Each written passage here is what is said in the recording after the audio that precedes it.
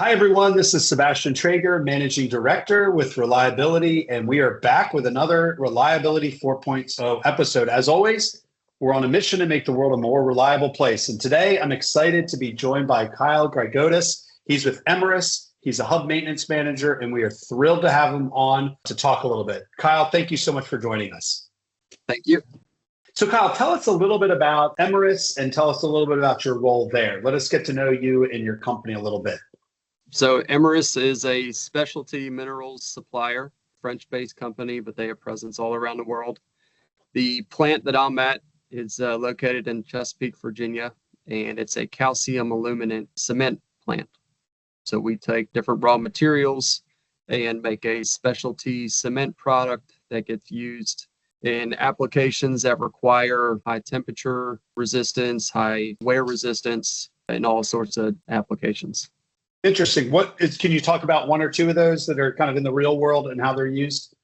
Sure. So there's a product called Supercoat that's a byproduct of one of the ones that we make, and that product is used in sewers. So it's a adhesive resistance abrasion for down in the sewers. There's other products that get used like floor leveler and grout for color matching capabilities and different suppliers. So you won't actually go to Home Depot or Lowe's and see our product on the shelf with an Imerys name on it, but the companies that we sell to, those will be the ones that you'll see. Makes sense. That makes a lot of sense. And tell us about your role there. Sure. I've been here at this plant since 2018, June of 2018. I started as the maintenance manager for the plant. It's a pretty lean plant. So the maintenance group has a couple different hats that it wears. So not only the day-to-day activities are seen, we also take care of buildings and grounds for the plant and the office buildings. This is an MSHA plant, so we deal with regulatory compliance for all the MSHA necessities. With it being lean on the operations side, we also do most of the CapEx projects for the plant. So I'd say about 90% of the projects on the CapEx side are done through my team. We also oversee shutdowns. So the planning and execution portion is ran by members of our maintenance team all the way from beginning to end. So like I said, I started that in June of 18. In August of 2022, I was asked to take on the role as a hub maintenance manager. So the hub maintenance manager role consisted of adding 3 more plants to support. So there are a few different plants on the East Coast and just helping them with, I'll call it basic maintenance needs right now. So not necessarily special projects or directives, but more of trying to get the basic items under control, vibration, oil, some electrical equipment, maintenance, compressed air systems, things like that we could address from being remote to make the plant more successful. We're going to drill down into a little bit more details on that in particular. Kind of before we get into more details, would love to hear kind of what you like to do outside of work. Put a little human touch on this. What are some of the activities or interests you have? So I'm married with 2 kids. So most of the time that I spend outside of work is with them. We have a pretty large family and very family oriented. So whether it be going to family dinners or kids sports events or just hanging out with family at different spots, going down to the beach, whatever that may be, that's really where I'll be found most of the time outside of here. That's great. How old are your kids? They are 5 and 6. Okay. Great ages. Yeah, Great ages. It's a lot of fun. You're kind of starting that sweet spot. Getting back to kind of the work front, you talked about just a lot that you have under you. What are some of the kind of KPIs or goals that you work against? How do you kind of organize for success? Sure. So some of the KPIs that I focus on the most are locally with this Chesapeake plant. I don't deal a whole lot with KPIs from a hub perspective. There's maintenance managers at those different locations, so they oversee their own teams and have their own KPIs from an operational standpoint. So here in Chesapeake, the ones that I focus on the most are weekly and monthly KPIs. So from a weekly perspective, I look at schedule compliance. We have planners on the electrical and the mechanical side. So making sure that items are being planned properly and then they're also executed properly and seeing where the difference is and why they wouldn't be completed, whether it be major breakdowns or the job wasn't planned correctly or parts weren't here, whatever that may be. And then on a monthly standpoint, we look at equipment availability. So, see what the uptime is for the different parts of the plant. And then also year-to-date PM compliance. We're not a very large plant, so we go through about 400 work orders a month, and a little over 50% of those are preventative maintenance work orders. If you have a bad month where somehow the leveling got off on the PMs and, you didn't realize it because we're always modifying PMs and adding PMs, looking at that number allows me to make sure that we're leveling properly and being able to complete them when necessary. That's good. Well, so question for you then. So if you're really tracked against completion, how do you ensure quality? So how do you know that folks aren't just kind of doing the work, but maybe not doing it to the standard that you would want? So I would say rework would probably be the best way to look at that. We don't have an actual KPI for rework, but we do have a specific meeting each month where we review downtime. And that would allow me to know if there is multiple instances dealing with the same piece of equipment and the same problem. Okay, it's good. And you talked about 400 work orders per month. I think that's what I heard you say. I'm curious, what type of either AI tools or automation are you using to help you think through, prioritize, check up on? Have you started thinking about using any kind of tools like that?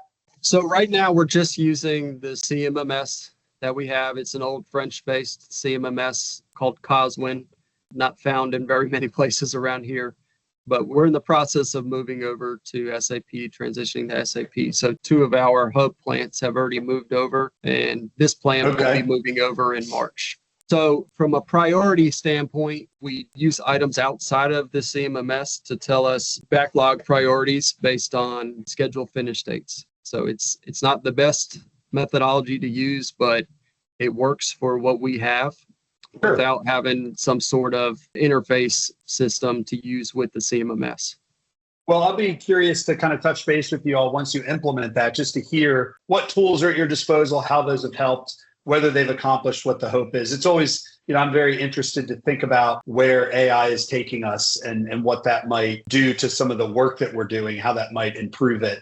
And one of the areas I'm hearing it's best for is something like prioritization of tasks and sort of identifying high leverage opportunities. So be curious to hear what that looks like. For you, how do you guys interact with root cause analysis? Are you guys leading them? Are you contributing to them? Do you have no visibility into them? Is it not a tool that's used there? Just curious where that plays in. Yeah, so it's a tool that we use here.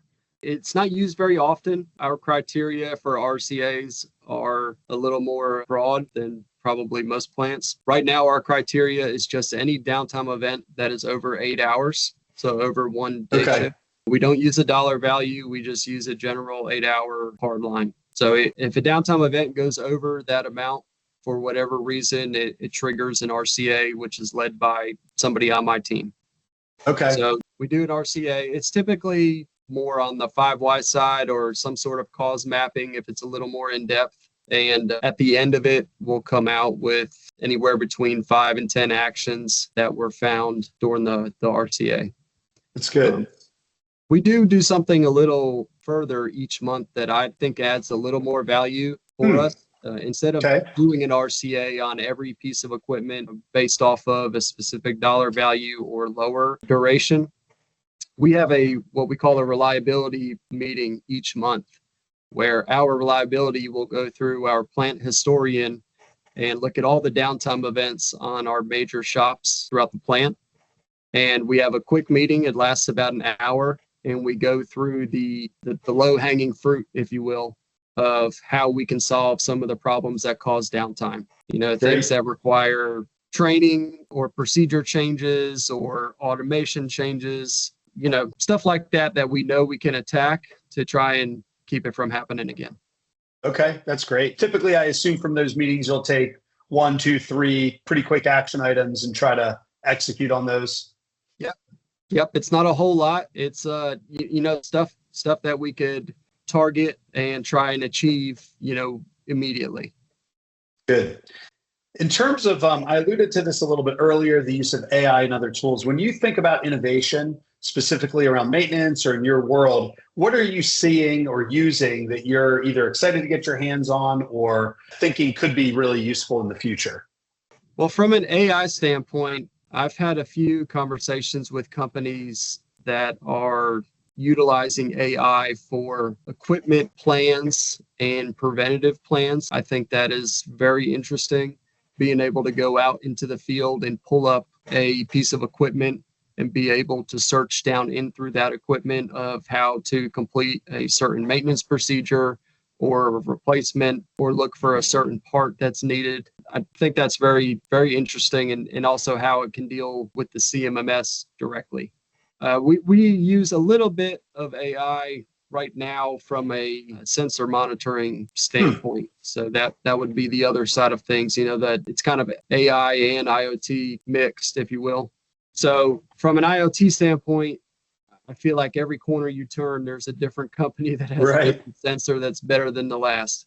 Right. Especially if you go to conferences like SMRP or Reliable Plant, they're just loaded and it can be a little overwhelming. So we utilize certain method here for what works for us. And we went through a pretty in-depth trial period trying to determine what product we wanted to use and why we wanted to use it and building a business case associated with it. But I think just from a guidance perspective, you need to pick something that works for your plant. It doesn't need to be the Ferrari of all sensors. Right.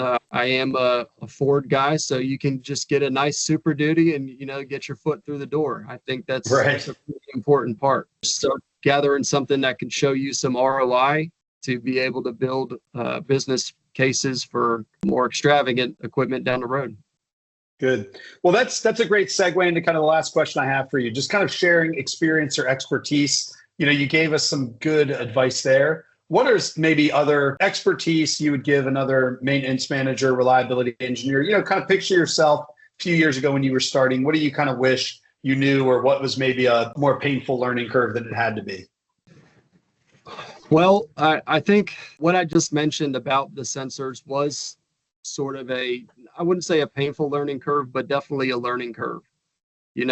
Knowing and trying to, I guess, instill in myself that I didn't need to have the best thing that was out there. I just needed something that would work for the plant. And I needed to create what that roadmap or vision looked like, where my gaps and opportunities were, and I guess what type of sensor or some sort of IoT piece of equipment that I could use to address those gaps or opportunities. Kind of humble myself to that point and go off of that roadmap or that vision. So once I got that under control and we went into a certain trial for continuous monitoring sensors, that helped pretty much streamline everything else through that process. I also have something that I was taught when I first started in maintenance, and it's something that I still think about all the time. And it's three things that I always keep in mind with equipment. It's run to OEM design, inspect what you expect, and take care of the little things. Take care of the little things, the big things will fall in line. And I've used those three things from my first maintenance superintendent on the industrial side. And he instilled it in me and, ingrained it into my thought process. And I do the same thing for my people. The first one, say that one again, and maybe give me a quick explanation. Sure. So run to OEM design. No matter what plant you go to, there's always going to be different implementations that took place that may have not been of the best caliber for that piece of equipment. Changes that were made based off of thought and not data. So running to that OEM design always gives you a perspective of a good starting place to try and find out if you're having issues. Start there and figure out what's not working. That's great. That's super helpful. Well, thank you so much for joining us. Really appreciate your thoughts and comments. It's been really encouraging, enlightening. And, we're both in Virginia, so it's also great to meet someone else in kind of central Southern Virginia. So it's been great to have. We've had Kyle Grygotis on the call with us today. He's with Imerys. To all the listeners out there, we're really about helping maintenance folks and engineers and really anyone take steps towards taking practical steps and making their work more effective. If you're looking for RCA training or resources or materials, obviously check out reliability.com. And if your company is looking to dig deeper into doing RCAs, then we've got in-house software called Easy RCA that can help you do that. Well, that's all for today, folks. Thank you for joining us. We'll see you next episode as we are on a mission to make the world a more reliable place. Thank you. Thanks again, Kyle, for joining us. Thank you.